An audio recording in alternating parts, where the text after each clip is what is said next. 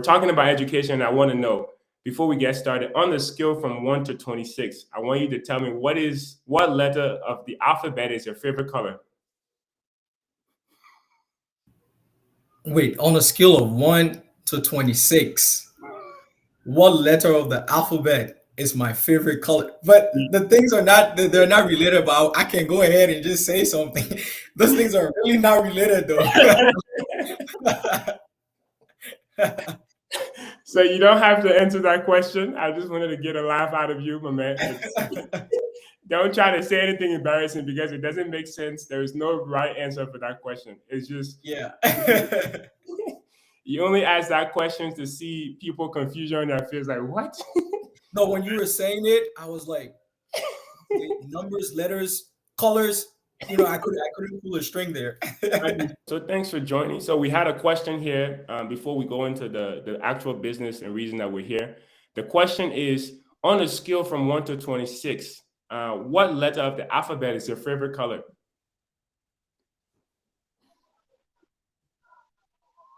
My favorite color is peach. Okay, but on a scale of 1 to 26, what letter of the alphabet is your favorite color?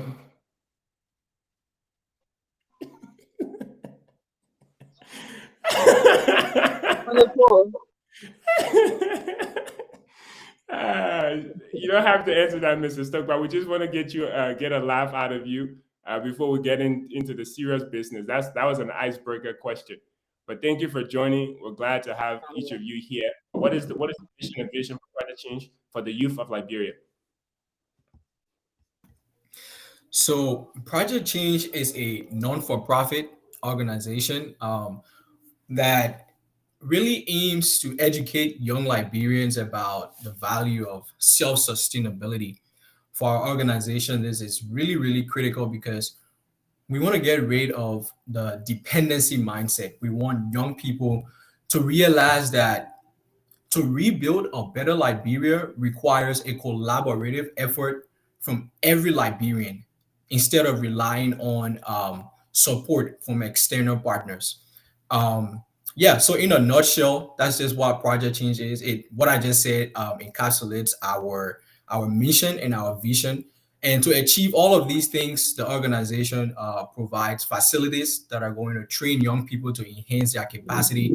We provide mentors to steer them in the right direction. So we are not just talking the talk. We're, what we say, we help individuals to be able to reach those goals.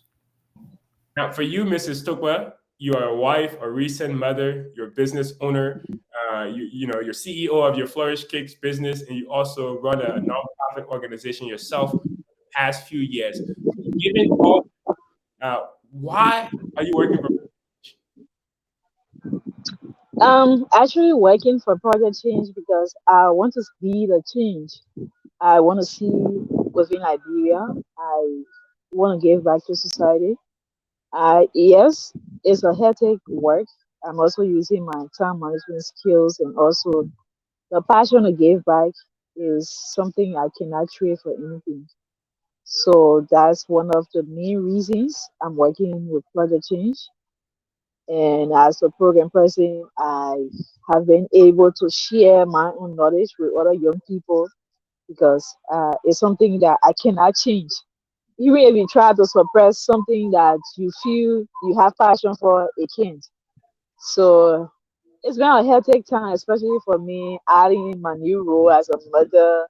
I need to spend time with my kids, my family. Awesome. So And Mr. Jabo, sorry, I go ahead. just sorry for the interjection. I was just listening to Mr. Stokely and I wanted to add something.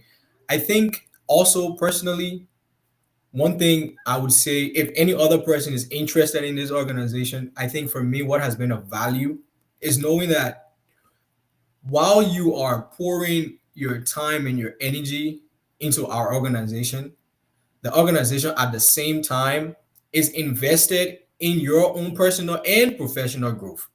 That is something that I really valued when I was joining the team, because you have a group of individuals who are concerned about your life in the organization and outside the organization.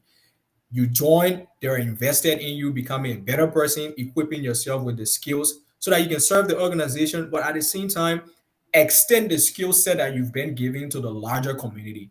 So if you're looking for an organization, that would hold you accountable, an organization that would help you grow professionally and personally, I think this is it. I just wanted to add that. Appreciate you. That's awesome. Good addition for sure. So, Mr. Stokpah, there are a few things about you that amazes me when it comes to service, and I think we have to share those with people so they can understand the extent of what service should look like. So, Project Change, the organization that you work for, to give them an idea, does not own a vehicle. However, you drive a car and come to work every day and park your car next to the fence. Now, for some people watching, they might see that and say, okay, but there is a lot that unspoken words that are there and values that can be learned from that. You work for an organization that underpays you, not because they don't value your service, but because of where they are financially. Why is it that despite how much you're getting paid, you keep committing yourself year after year? I believe you're going on to your third year now to an organization that maybe does not pay as much as you are valued, that you could go somewhere else and make more money with the experience that you have, with the value that you add to yourself. Well, I believe in a vision of the organization, and one thing, the vision of the organization is what has captured me. And like I said, being in a space where I'm respected, and I'm also the organization is also adding value to my life.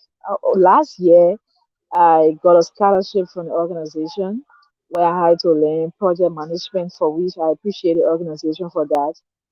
Why I'm not only at the organization for money. If it's for money, I won't work with Project Change. I can say that for free to anyone. And we're almost at the halfway point of this interview. Is there anything else relevant to the conversation now that you guys would like to add before we take a short break and then come back to talk about your Changemakers conference coming up? Starting with you, Mr. Korkoyah, is there anything you would like to add to the conversation now? At least for me, I think just the emphasis on volunteerism and being in a space where you are continuously inspired by the people you work with, and the sense of respect that is promoted in the organization. I am a young man, working on the international team with Mr. Stokpah. Despite the dynamics, despite our age differences, I think we have managed to cultivate a very respectful, professional working relationship, which is something I really appreciate. Because for other organizations, you may have people who are like, this man is very young, how can he be my supervisor, right? And that Who kind you of want to creates, lead? yeah, that kind of creates a hostile working environment. But Project Change, we alter that narrative. And I think that is something that is really special about the organization, because you have both young individuals, and people who are on, earlier stages in their later stages in their life. I mean, these people are also willing to work hand in hand. That speaks volume of the fact that this organization, truly prioritizes country above self, right? Because individuals in the organizations are putting the needs of the organization and the needs of our country overall above, their own personal differences. That is just something I wanted to add. If you look into the conference, the idea is Project Change understanding that one, we have a very specific mission set. Like you said, we want to groom young people, but we also understand that when it comes to grooming, there are many other facets in terms of grooming people, and there are many other parts of the society that Project Change herself does not touch. Hence, the Changemaker conference was birthed so that we can be able to still make an impact, so we can still collaborate again, because we understand that collaboration is the only way we can be able to truly affect change in Liberia. We cannot do it as individuals, we have to do it as Liberians. So the conference was birthed so that we can have a larger audience that we can reach out to empower those leaders in those different sectors and give them the tools to be more effective. Us understanding, hey, we cannot do everything. What is the next best way or best thing that we can do? Well, is to empower other leaders as well, giving them the tools. So, considering that information from the previous years and up to now, what training can people anticipate that will put them in that position to be empowered to learn how they can go back to their organization and add value to their work? Mr. Korkoyah, you can, Honestly, yeah, you can okay, come in Mr. there. Kuba. Let's hear Mr. Korkoyah first. Yeah, Mr. Jabber, can you hear me? Yes, yes, we can hear you. So, people can anticipate training on one conflict management, right? Especially when you're working with young people in general. Obviously, sometimes there would be differences, but how do you recognize those differences and create a safe and comfortable environment for people to be able to express themselves and also reconcile, right, those differences? Another thing also, people can expect training on writing grant proposals, because most youth-led organization, especially in the infant stage, may not have the capacity to continuously fund their own programs. But that doesn't mean they should give up, right? That doesn't mean the goals that they have, it should the goals that they have should go away. So by empowering them with the skill set to be able to apply for grants, to be able to make proposals, they're able to get funding from other organizations who would entrust them to make sure the work they are doing can be accomplished. That is something that is very unique. Another thing is effective communication. These people will learn communication skills, how to be proficient, and how to relate with one another in their working environment. Yeah, so those are just some of the notable things people can expect. Mr. Stopa, please feel free to chip in as well. And another one is we talk about volunteerism, the importance of it that we also shared with leaders, and also we provide the grant as well, because we can not only train in those leadership training, provide leadership training, we also empower them through the grants that we gave them. So jumpstart empowerment within our immediate communities. So that's one of the key things that we do at Project Change. We don't only grow young leaders, we also empower them, because no organization can run without funding. They need something to start with. So we empower them through our little grants that we have to offer. At least for me, it has been a very rewarding experience working in the programs and development department. And I'm not just saying this because I want to. I'm saying it because this department is so unique. The funding that we are able to acquire from partners allows us to create job opportunities on the local level. Like when I found out about that, I was, it gave me a sense of fulfillment, because you get the money, you bring it to Liberia, you implement the project and employ people on the local level to be able to work. People who are going to be providing food, the facility we're going to be using to host the program.